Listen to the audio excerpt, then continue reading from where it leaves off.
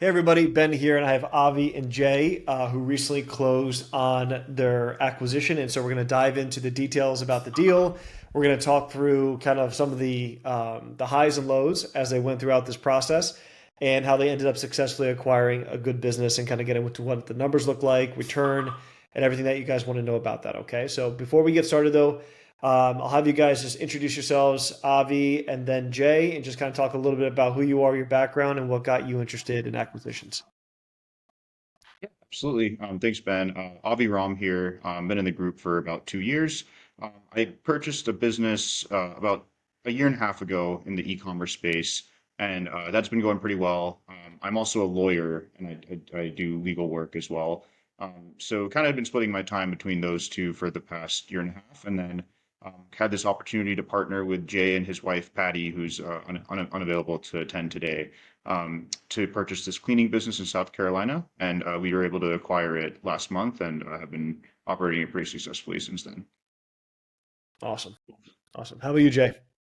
Uh, so Jay Colauer, live in Phoenix, Arizona with my wife and our three daughters. Um, Joined the community in February. We learned about Acquisition Aces through probably one of your Instagram posts, of Yep. which I'm not on Instagram, but my wife is, and she's always has that entrepreneurial spirit. So she was looking for ways to like a side hustle and had looked at. Can you guys hear that echoing? A little bit. Yeah. Let's see. It's okay. Keep going. Okay.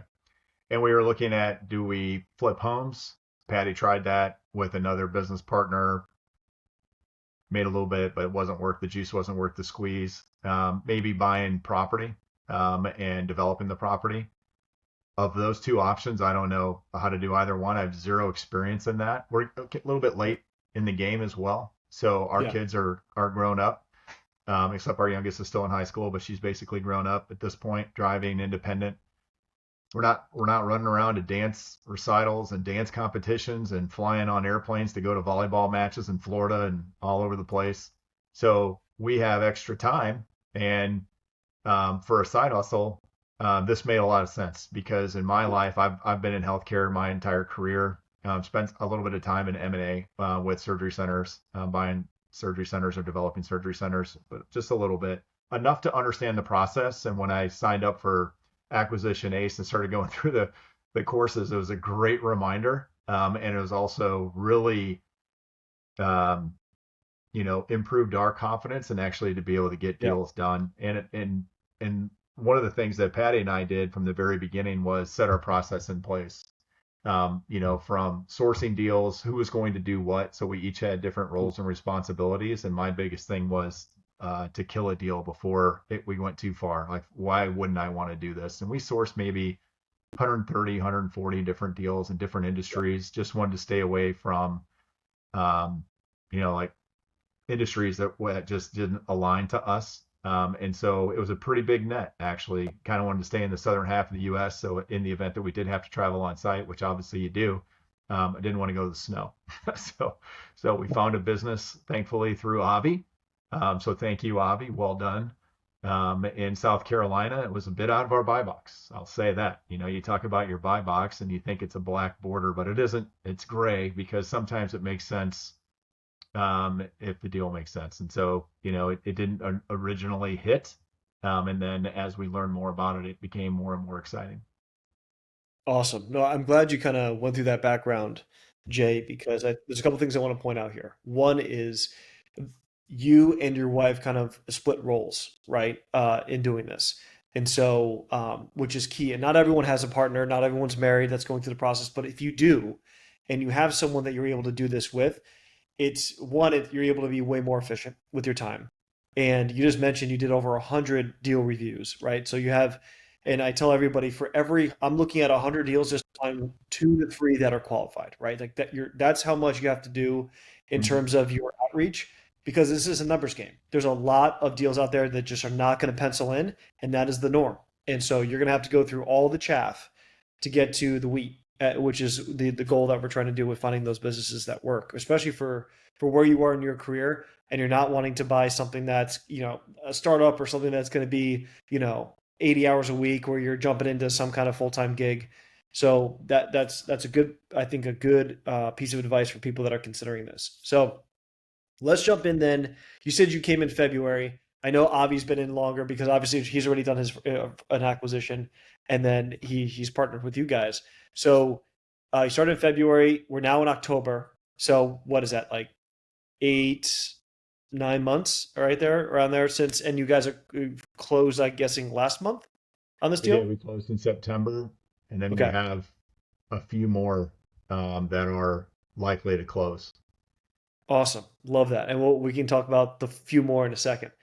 So yeah, so about 9 months, 8, 9 months that it took to kind of get the first deal done from the start to finish, which is right on track. And this is the part that I want people to understand. All the things that Jay was doing with splitting with his wife the roles and responsibilities, and getting the numbers in and doing the reps. That's what you need to do in order to try to close in the time frame that we tried to, which was like 6 to 9 months, right? Like that's what we're trying to do. And you did exactly that, hitting within that time frame, utilizing everything that you had at your disposal. So let's now jump into how you found the deal. You mentioned Avi found the deal. So Avi, how did you find the deal? Where did it come from? What type of business is it? And then go into a little bit more detail on that. Yeah, yeah. So I remember, Ben, you had always really advocated for off-market deals. It's just so much easier to get good rapport with the seller. It's so much easier without dealing with a broker, and it's just a lot smoother transition. You're not competing against several other buyers potentially.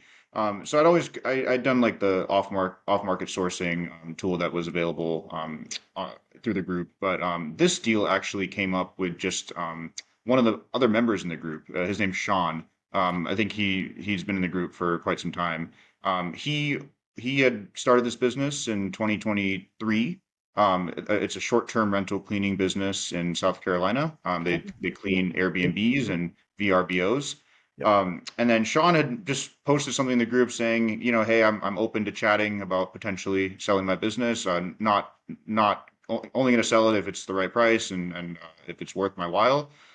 So I just saw that post and reached out to him, and we had a very productive initial chat. He just walked me through kind of the high level numbers, operations of the business, and I certainly had a decent amount of interest in it. So yeah, the numbers. So Sean was very adamant that he wanted a 5x multiple. Like he's like, I want a 5x. Like he lives in New Jersey and was running the Yeah. business in South Carolina. So he understandably, like, thought that a remote business is worth a lot. He's built a lot of systems in place that make the business relatively operationally smooth. So we were a little bit far apart on that. It's hard to make a 5x work, look for us, but also for the bank. And again, this business was started in 2023, so there wasn't a ton of tax return information to go off of, and it was pretty tough from a lending perspective. But I just said, okay, let me see what if you want 5x. The business was around 300K in SDE. Let's see if we can get to 1.5 with the lenders and go from there. We might need some flexibility on that, but I was like, let me try. So yeah, that was kind of the initial conversation, and yeah. Wow. Okay. So um, you mentioned the 5X. And so for anyone who's watching this who has really very little idea about how businesses are valued, typically for a business that's doing around 300,000 SDE, you're looking at a 2 to 4X multiple, right? 4X being kind of like you're talking about a remote owner who is not running the day-to-day in person. He's not, it's very much a remote business. Those get a higher multiple because obviously they're more enticing because now you're not worried and geographically constrained. So coming for a 5X is definitely expensive, right? So, and again, I know Sean personally, great dude. He did build a great business. I understand everyone wants to get top dollar, but your consideration, which you brought up, is about the bank. The bank is only going to lend based off the DSCR, right? And so debt service coverage ratio, 5X makes that ratio very, very skinny. And so how did you, so already coming off that, and he was adamant about the 5X. What did you guys end up getting the business for? And how did you structure it? Like, how did that end up working out? Yeah, so the bank, we worked with FIB, First Internet Bank, and our lender, our sales officer is Carlos Torres. He was amazing throughout this whole process. But he basically said the lowest that they would do is a 1.3 DSCR. Yep. So that basically allowed us to get a loan for about 1 million, Yep. with the numbers that we had. So to get to 1.5, our only options were really to just put more cash down, and just increase Yep. the buyer injection, or do seller financing. And the seller financing had to be on 10-year debt in order for it to count, to not count against Full the standby. Yep. DSCR. Yep. Yeah. So, yeah, we kind of, and what was helpful in explaining it to Sean was like we reached out to, like, dozens and dozens of lenders, and I was just like literally forwarding him emails from them. So he really, just to make it clear to him that it wasn't like us trying to lowball him. Yeah. It was like literally just we have no choice, and any potential buyer is going to face Yep. the same challenge, and he understood that. So we ended up agreeing to still do the 1.5, but we agreed to about 400K of debt on just a 10 years standby note. Which, yeah, Sean agreed to that. He really was adamant on just getting the 1.5, even if it was going to be like over some time. And he got basically he was going to get about 1 million in cash, or a little bit more than 1 million, between the loan and then our injection at closing. Awesome. And just to get back to what you were talking about in terms of how you structure this, there's a million ways in which you can structure a deal, right? You at the end of the day, you got to find out what's the most important to the seller. The most important to the seller here was a number, right? Okay. Does that mean that that number has to be in his bank account the day after closing? It doesn't have to be, right? And you bring up seller financing, which is a great tool to bridge a gap between a traditional lender and what the seller's looking for. And so I want people that are watching this to take away that even if the number seems like the bank is only going to do a lowest 1.3 DSCR, so max 1 million, we got 400 or 500K that we have to bridge. There's plenty of ways in which that could be bridged. But there's two things that need to happen. The seller really needs to want to sell this business, and then the buyer needs to really want to buy this business, right? And it sounds like everything else was good when you were looking at the systems, when you were looking at the business itself, because if that wasn't solid, then the other stuff that wouldn't have mattered, right? So this is really when you get down to you doing this kind of structure with him, that only works once you guys felt pretty confident that this was the business that you would want to have, right? So that is kind of where that would be. So tell me now, so you got that structured in that way, to where it works out. He's going to be walking away with $1 million pretty much after closing. You're on a 10-year seller note with him. What does it look like then? The bank then says, okay, now you're going into due diligence on the deal. So tell us a little bit about, was there anything you found out? Was there stuff that happened during that process? Tell us what kind of happened there. Yeah, I can take this, and maybe Jay, you can take the next question.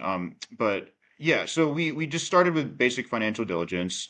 So Patty, Jay's wife, has a finance background, and she was very thorough and very diligent in just reconciling all the revenue, all the expenses, and everything pretty much checked out. Like, it was, all of their business goes through Jobber, which is like a CRM, Yep. for, like, yeah, for service-based businesses.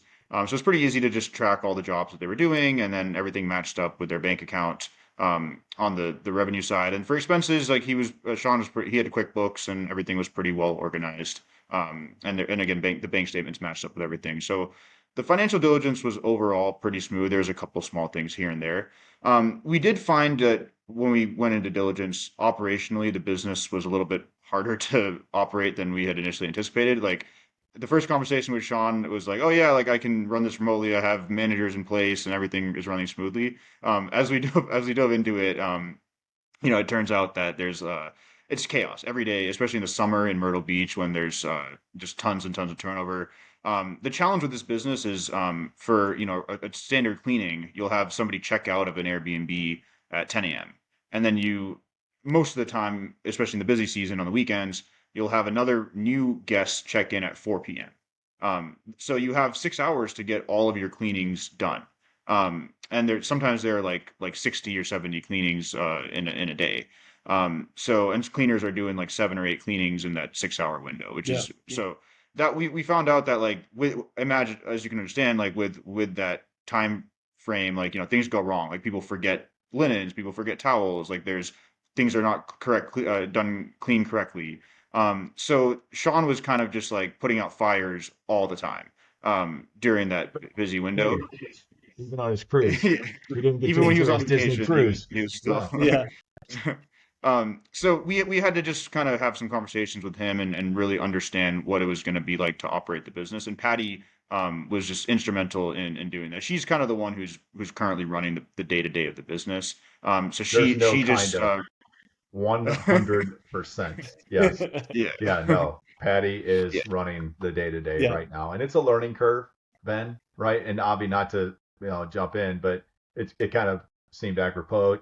She she is a process improvement, totally organized Excel master.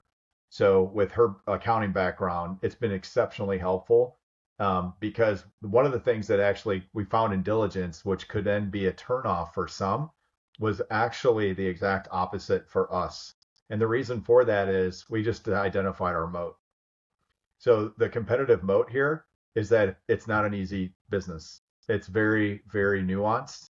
And every single situation is different. And right now we get about 250 properties and we want to 4 or 5x that.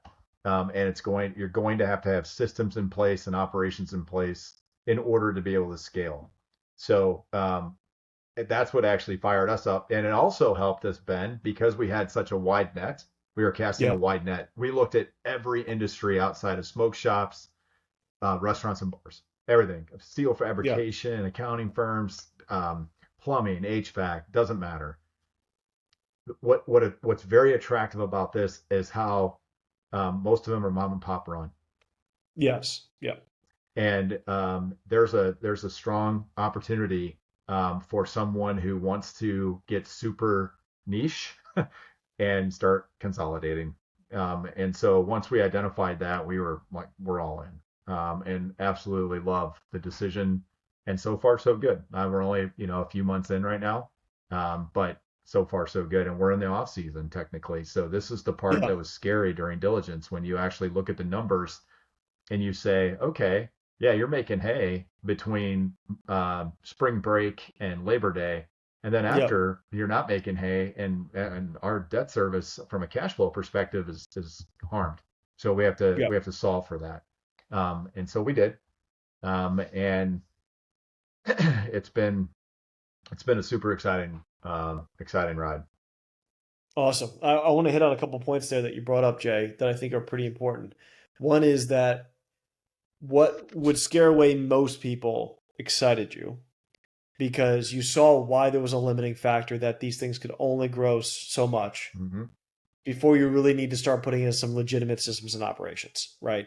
And just the example you gave, Avi, before about turning over 60 properties in 6 hours.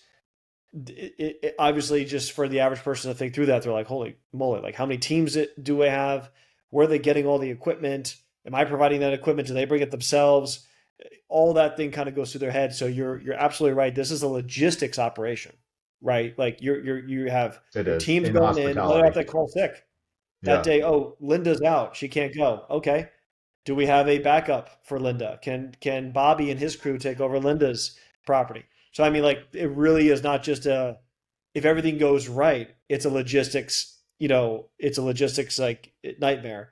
But also if something goes wrong, how do we overcome that to where our guests are still walking by giving a 5-star review so our client's happy and not pissed off at us because the new guest showed up and the garbage wasn't taken out and everything it kind of looks like it was is a mess. So mm-hmm. I like I liked how you frame that because that is where you're going to find the riches in this is if you're able to look at a situation like that and say, you know what, we can 4x this. Here's what we're going to need to 4x it. And you start implementing that.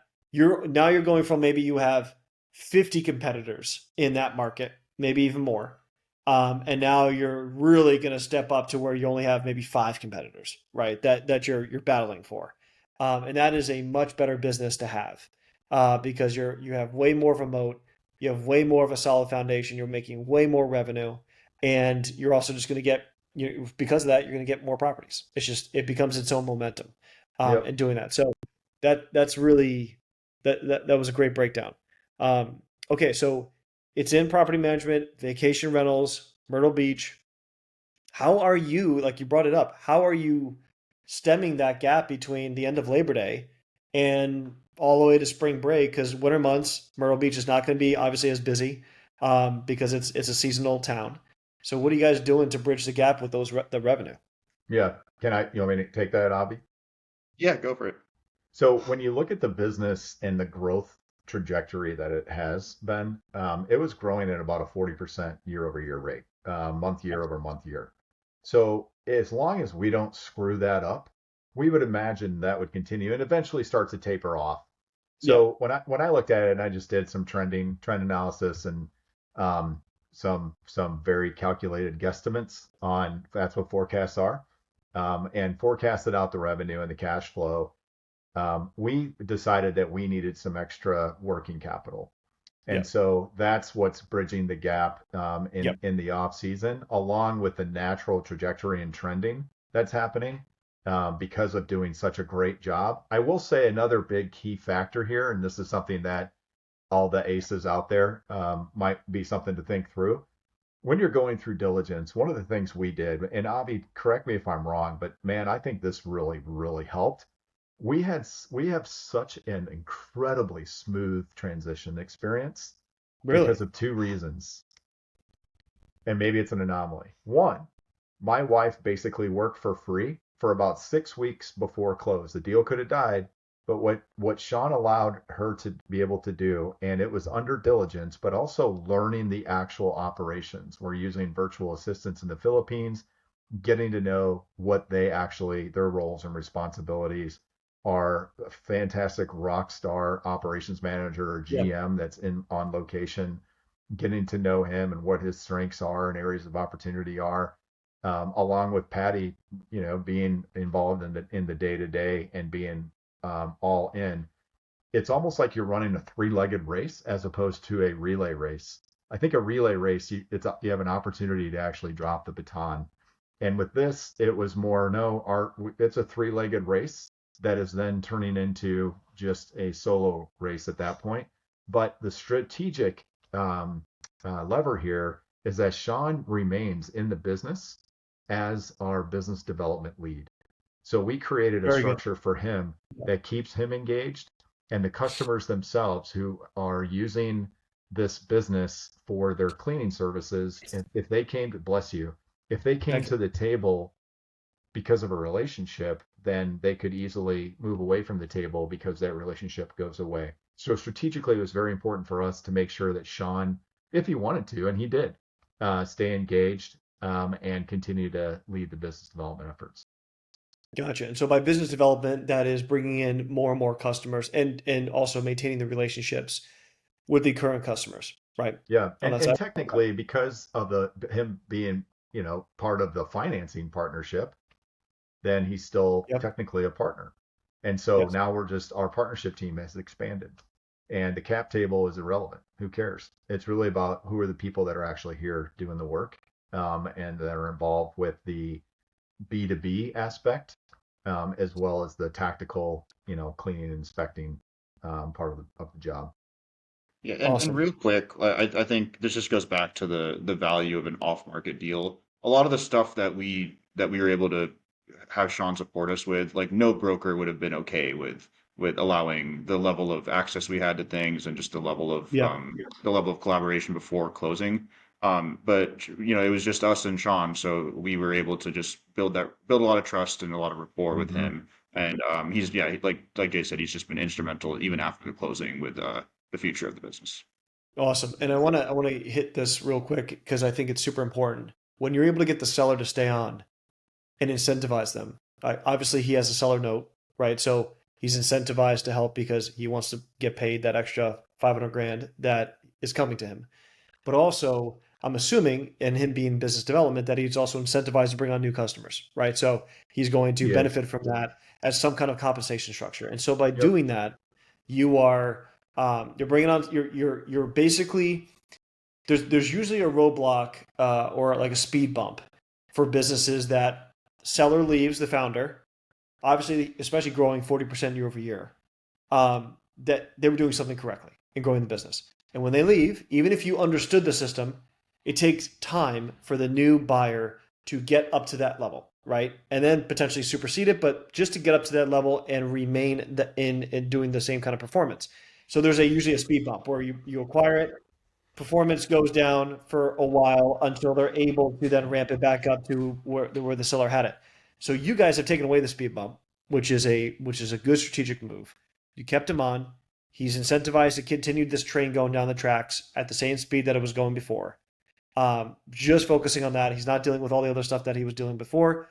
Patty is now doing a lot of that work, and so you've made it to where you kept the seller involved. He's incentivized to see you succeed, and now he's even incentivized to see you do better, because he's going to walk away with even more than just the purchase price, because he's being compensated for that. So I think the lesson here that I want people to understand is, and I do this almost in all my deals, is I want to incentivize the crap out of the person who's selling this business to do right by me, right? I want it to be a win-win. I want them to walk away from like, hey, if you do well, I do well. And if I do well, you do well. And that's a Want to great way to keep maximize the everyone. alignment. Yep. Yeah, correct. That's what keeps everyone honest and everyone knowing that the best of intentions is to grow this business. Okay, so with all that being said, after debt service, after the way you've structured everything, what are you guys looking at in terms of what is the cash flow, the projected cash flow, and projections are guesstimates, 100%. What does that look like for you guys after the way you structured this deal? Yeah, so one update on that. So when we kind of reached the last stages of just like finalizing things before for underwriting, we uncovered a little bit of an issue with the linens that the business maybe a big issue with the linen expenses. So for some background, like the for all the properties, this business will bring their own new clean linens, replace the linens that are in the property, and then send those back, wash them, and then just keep Yeah. cycling them through. In the summer, this it was a little bit neglected and poorly managed. And our linen expenses were far higher than they should have been. Like we're talking, they should have been like 30K for a month, and it was like 45K a month. Yeah. So there was just a huge like, and that was coming straight out of our bottom line, basically. So we kind of just we identified that pretty late in the process because we didn't have all the information until in pretty late, and we had to renegotiate a little bit with Sean. And the agreement we came to was basically just instead of a price reduction, he was just going to leave work because to do a price reduction, the bank would have to start all over, and it was just a big process. He just agreed to leave us 200K of working capital in the business, which is basically just cash for us, and Yeah. that was going to help us get through the winter months when things slow down a little bit, and was just kind of a concession that Sean was willing to make. So that effectively dropped the purchase price down to like 1.3, right? Because Good. it's we Yeah. just got that 200K. So yeah, with all of that, with that updated those updated numbers, I think we're looking at a just based off of like where the business was right at closing, we'd be looking at about like 160 to 180K of like free cash flow, net debt service. So yeah, not like a ton, like a super, I think Jay's buy box certainly would have been a little bit higher than that initially. But between just the growth opportunities of the business Yeah. and the fact that we still have 200K of capital in the bank, that is kind of a buffer, and it's still a pretty solid cash flow positive asset. We were still willing to proceed with those numbers. But one of the things that Yeah. helped with that, Avi, was, when you look, we got the financials in June, and it wasn't even the whole month of June. So we forecasted what June would finish, which was easy when you're halfway through it, but then forecasted July, August, September, October, and to be able to beat All except for July, I was off by a couple grand, and it was only off because there was a little bit of transition stuff going on from accounts. Um, but that helps to also help tell the story on, Yeah, okay, here's where we believe the business is going to go. Here's what's impeding that. And to Avi's point, the linen was something, and it was really like, well, we're buying a business based off of what was initially represented. So the price is very aligned to what you've represented. If what yeah, we discover the representation has changed a little bit, well, then that impacts the value. But it's the way you deliver that. And I'd have to say, Avi has been a phenomenal partner through this. He has a very good way of staying reasonable, calm, cool, and collected to be able to have kind of a crucial conversation with the seller to help the yep, seller understand it in a non-emotional way. And even if they are emotional, and I don't know whether he was or not, I can only assume whatever. But Avi does such a great job at bringing that skill set to the table and helping the seller understand that this is how we're going to get the deal done if you really do want to get it done. And it's not in a strong hand methodology. It's just yeah, purely, um, you know, it's just the facts. It's staying yeah, reasonable and knowing that, hey, your original price was due to this representation. We've discovered these things, and therefore that's going to impact the valuation. And so, yep, rather than impact the valuation, here's what we can do. And that's where the 200,000 left in was very helpful, very, very, very helpful, especially yeah. for a seasonal business. Yeah, absolutely. And I think that's critical. And Avi and I think Jay, you probably know from being inside the community that one of the things I preach on constantly is building rapport with the seller because there's always going to be something that happens. There's always going to be friction between getting under contract and closing. It Mm-hmm. could be financial differences, it could be managerial differences, it could be a whole. There's going to be a difference. Could be Just a I've never lease. seen a deal. It could be a Yeah, lease. Yeah. yeah, correct. Could be a lease. It could be anything. And so the guarantee is something will happen. And when that something happens, then it comes back to what is the relationship like? If you have Mm-hmm. a relationship where someone like you were mentioning with Avi, who's able to go in and have a conversation where the seller feels he knows that Avi only has the best of intentions, is not attacking him, not saying that he's a liar or he's a scam artist or this or that, like just comes comfortably and says, here's where we are. Here's what we want to get to. Here are the options that we have. Work with us to get there. And if you have that base of rapport built with the seller, guess what? Then you can have a good chance of getting that deal done. But if you don't, I promise you, if you don't have that base of rapport, it will fall apart. It does every time. And so I tell people like focus on the relationship first. Just get that to where you guys you trust each other. They like you, you like them. Because if you don't have that, it's going to be almost impossible to close a deal. It just always is because small businesses are extremely personal. It's just if you don't have that, you have nothing Yep. Well, on a especially deal. if the So, buyer or the seller feels that you, as the buyer, are just negotiating to correct. negotiate. That's, in my opinion, the exact opposite of how you get a deal done. It's Yeah. really about we both have a common goal, and Yes. together we're going to achieve that. And when we get there, we're probably both going to be like, I wish I could have done a little bit better. Yeah. But And we're both going to feel that that's way. usually the best deals is where someone you both go to the table thinking like I got my main thing. I wish I got this. I wish I got that. That's usually where you end up, right? Like, and that's usually a fair deal. Hmm. It's very rare to have both people get their dream coming into it. That's usually not how it's going to work. Um, so okay, so I know I don't want to take too much more time of you guys, but I do want to hit on because this is a great deal you did here. So you mentioned that you have a couple other in the pipeline that you're looking to do. So just give us a brief summary of kind of what that is and what you guys are planning on doing now that you got this deal done. Yeah, so I can start, Jay.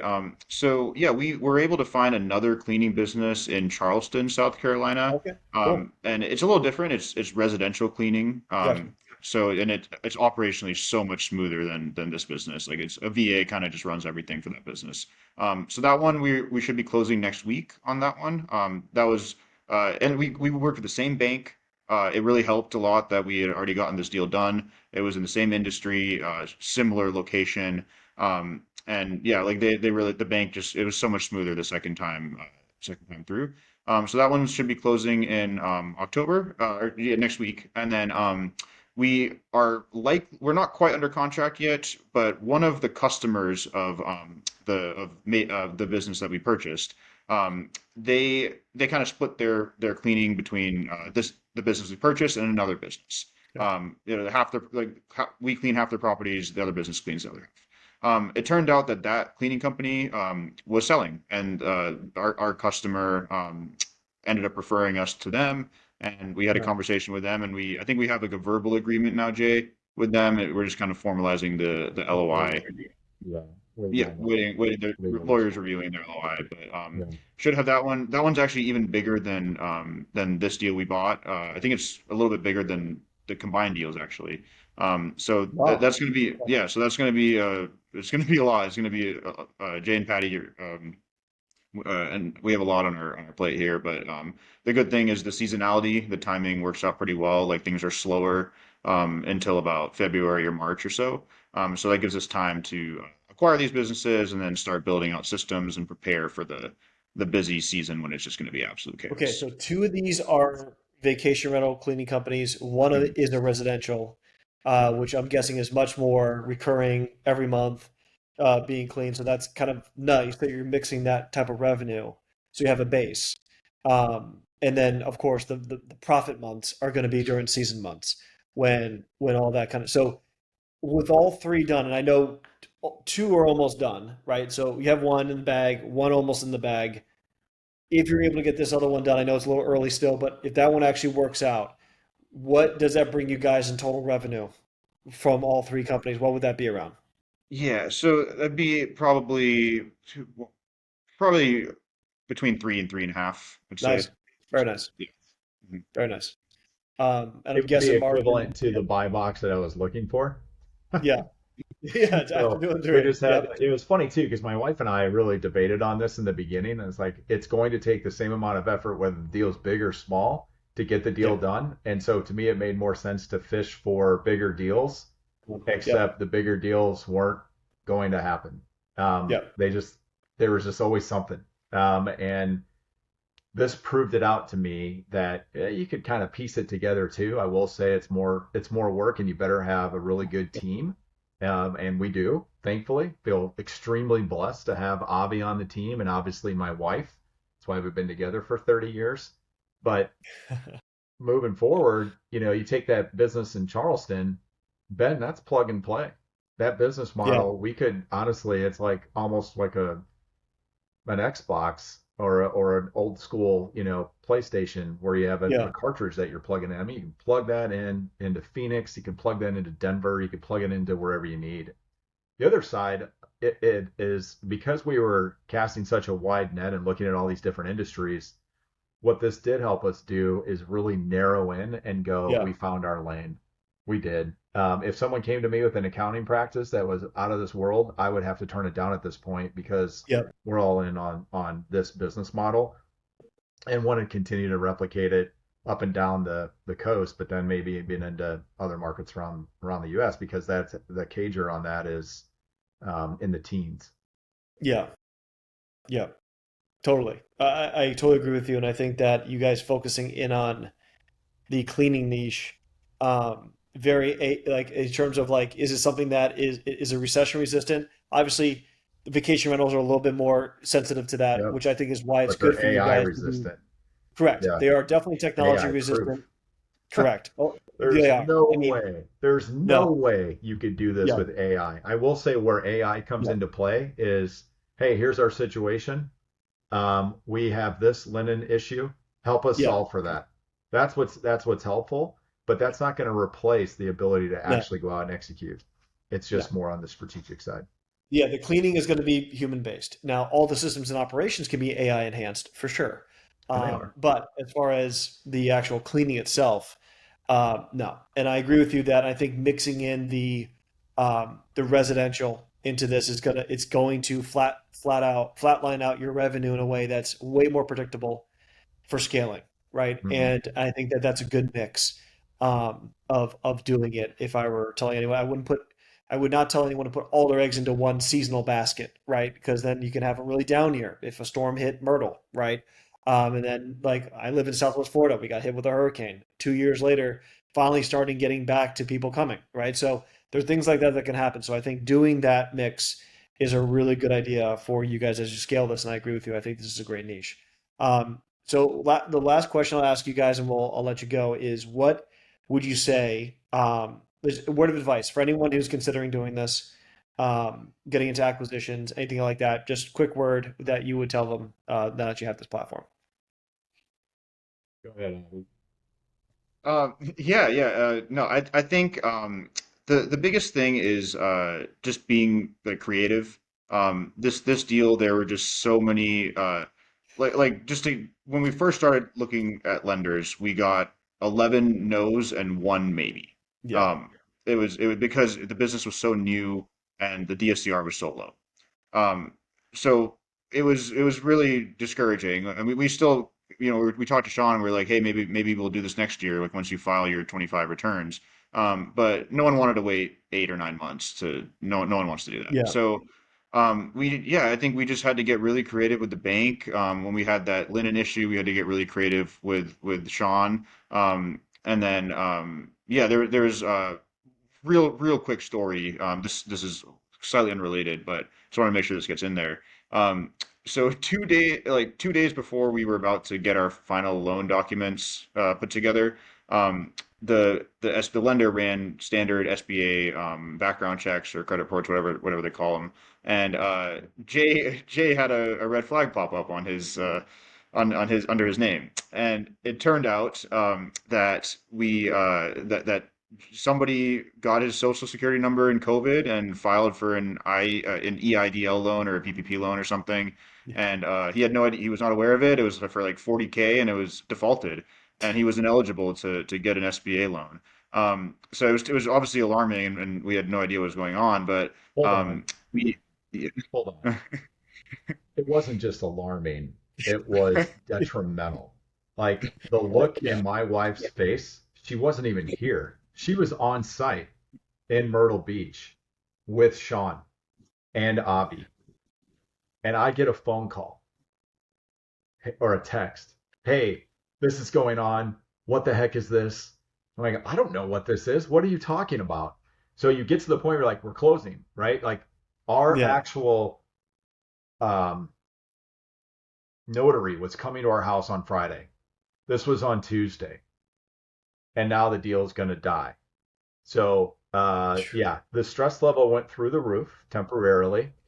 And it's interesting because Avi, didn't you email somebody and it was some like generic email on, can you help us understand what this is? And of Yeah, so course, that was my point. Was like, yeah, like if you just go through the standard route, it would have taken months to get him cleared. But we were Carlos, our lender, actually had like an inside connection with the SBA, and he directed us to the exact person who is responsible for clearing these loans and clearing these fraud reports. And he was able to get Jay cleared within like 2 days or something of when That's we a first. miracle in and of itself. called There's no Exactly. way that happens. Yeah. me at Yeah. 1:30 So on just Wednesday. And I said, okay, well, I'm dealing with fraud here. So can you kind of prove who you are? And then once we prove who you are and I get you the documents that you need, who else do I need to talk to? We're closing on Friday. Like notary is Yeah. coming to sign this deal on Friday. And he goes, that's it. It's me. I'm the guy.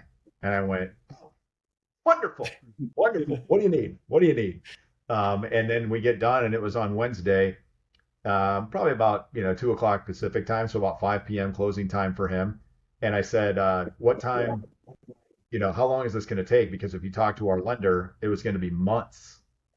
Let that Oh sit. yeah. That's all I Months, guess. Yeah. months. And he goes, I'm sorry, but it's going to take me a few hours. And I said, I'm sorry, what? Yeah, a few hours. So by the next morning, it was done. And he goes, I've already notified the lender. You're cleared. It was fraud. You're good to go. What? Yeah, and that Oh is my, that is the Lord's intervention in this field. yes. I've never 100%. heard that getting. I've heard of One stories like that, and it takes 100%. months to do that. That's Yeah. crazy. So we'll give the credit Wow. to Jesus on that one. Yeah, Appreciate that is that is that. that is a Just miracle from on high because yeah, that and it is helped us to see like this is God's yeah, will because we're prayerfully yeah. considering these deals. If they're meant to be, they're going to happen, and if they Amen. aren't, they Awesome. won't. Yep. And so, although it still kind of sucks in the moment, but you still have to trust in God's ultimate will. Yeah, no, I couldn't have said it better. That is 100% a confirmation there. And I can imagine too, like it's not just for this loan that was taken in your name. Now you're like, what else was taken in my name out there? Like, is there Yeah. another PPP Well, loan or something even else out there? Carlos, even the lender's Yeah, like, I'm going to check mine now because I want to see if he took out I know. an EIDL loan from my name. Gosh, my goodness. Well, yes, I'm glad we finished off on that on the story. That is a happy ending on something that normally would have derailed 99.9% of deals to happen. So that's I appreciate you guys walking through all this because it shows one that have the creativeness like that Avi talked about to get a deal done. Two, you're gonna have hurdles and you work your way through them every time if you keep your head level and go through it. And if both buyer and seller want to get a deal done, there's a way to get it done and doing that. So, and I think what you guys are doing with your acquisitions and your strategic plan is going to be something to behold in a few years. I really do. 3 to 5 years from now, I think this is going to be a very, very valuable portfolio that you guys have built. Thanks, man. Can I plug acquisition for a second? Because the community itself is what actually allows this to happen. Like what you have built, and your why behind why you're doing this, the transfer of wealth that's happening is real. Although in this deal, it's a little bit different. In the one that we're about to go under contract with, number three, it is that exact thing. It's for retirement. It is, been in business longer than 5 years. I don't want to give out more than that just for Yeah, NDA purposes, but it's amazing and it's incredible. And Patty and I and Avi, thank you so much for putting this community together and excited to continue to grow our portfolio and remain within the community and help others to do the exact same thing if that's what they want to do. awesome. No, I really appreciate those kind of words, Jay. And you guys did all the hard work, right? Like obviously I can talk about it, I can say how to do it and kind of the strategy, but at the end of the day, as you know, you, Patty, Avi, all you guys worked together to get this deal done and how to overcome it. So that is all to your credit and doing that. And I know that because you've done it now, this is just the beginning. And that's the cool thing. Like there's so many people now in the group that has been a couple years where there's multiple people that have three, four, five acquisitions, and it's just so cool when I talk with them on the phone and they're closing on their next deal and now they're in a space where they're just totally different than where they were a couple years ago, and it's just really, really that's the part where I look back and I'm like, thank you, Lord, this is cool, this is very cool that people are doing this type of stuff and just really changing lives. So I appreciate both you guys for jumping on and being transparent, talking about your story, how you got this all done. I know this is going to be encouraging to a bunch of people who listen to this. So appreciate you both. And yeah, have an awesome, awesome rest of your Thursday today. Thanks, Ben. Appreciate it. All Great right, seeing you. guys. Talk to you Thanks, later. Avi.